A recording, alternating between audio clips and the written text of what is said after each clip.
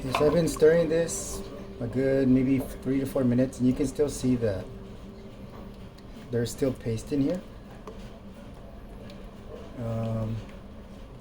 Typically mole is pretty thick,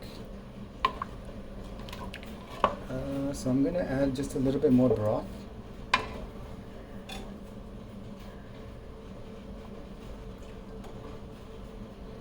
Because I'm sure is gonna need this.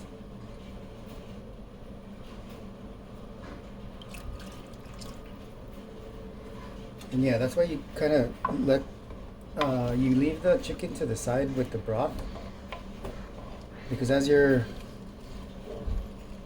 getting this paste reduced, as you're getting the paste diluted with the chicken broth, you can kind of see that the chicken broth is actually evaporating as well. So you're definitely not gonna don't throw out your chicken broth. You want to hang on to it.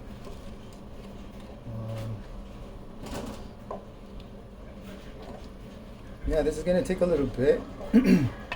So once I have everything essentially ready, I'll come back, because I do not want to watch me stirring this forever. So be back.